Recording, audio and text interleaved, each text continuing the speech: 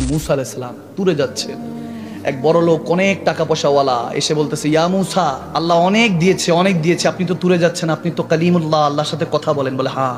বলে একটু আরজি দিয়েন তো আমাকে, যাতে আর না দেয়।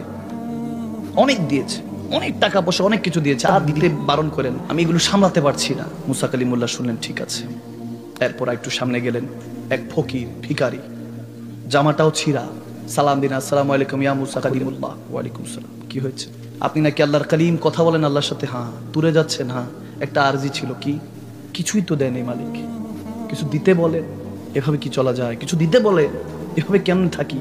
মূসা কালিমুল্লাহ শুনলেন, সবচেয়ে ধনী সবচেয়ে গরিব, দুইটা আরজি নিয়ে কালিমুল্লাহ তুরে গেলেন। আল্লাহ বলেন মূসা, দুইটা আরজি কি?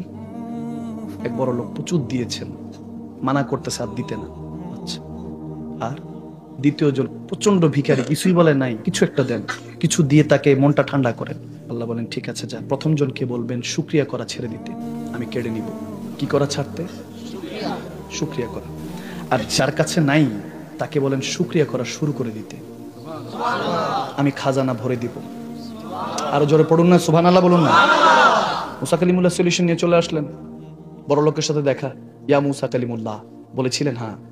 কি বললেন? আল্লাহ বলতে, তুমি যা দিয়েছে তুমি শুকরিয়া আদায় ছেড়ে দাও, আল্লাহ কমিয়ে দিবে। বলে কিভাবে শুকরিয়া আদায় ছাড়বো? এত দিয়েছে, শুকরিয়া করতে করতে তো দম বের হয়ে যায়, সারাদিন সেজদায় পড়ে থাকলে তো ওই রবের ঋণ শোধ হবে না। মূসা কালিমুল্লাহ বলে, কি ব্যাপার, তুমি শুকরিয়া ছাড়বে না? বলে মরে গেলেও তো না। বুঝতে পারছি। পরেরটার কাছে গেলেন, গরিব ফকির। ইয়া মূসা, গিয়েছেন? হ্যাঁ। কি বলেছেন আল্লাহ? শুকরিয়া করা শুরু করো। কিসের শুকরিয়া করবো? কিসের শুকরিয়া? কিচ্ছু নাই, তেনা ভাড়া, এটা কি শুকরিয়া?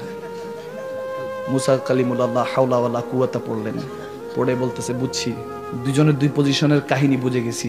লাইন শাকারতুম লাযিদান্নাকুম। ঠিক কিনা? শুকরিয়া করলে বাড়িয়ে দিবে কে? আল্লাহ।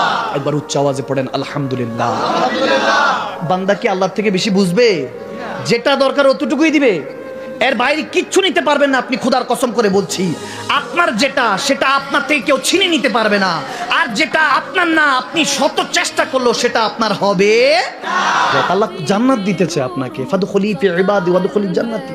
আল্লাহ দিতে চায়, আপনি নিতে চান। নিজের কাছে আজকে ইউরসেলফ, নিজেকে জিজ্ঞেস করুন, হ্যাঁ পেরেশানি আছে? তাহলে একবার আলহামদুলিল্লাহ পড়েন যে আল্লাহ তুমি পেরেশানি এই জন্যই রেখেছো, আমি জানি তুমি পেরেশানি না দিলে আমি তো তোমাকে স্মরণ করার সুযোগ হবে না, এই জন্য তুমি পেরেশানি দিয়েছো, যাতে বারবার বলি আল্লাহ আমারই পাইলা।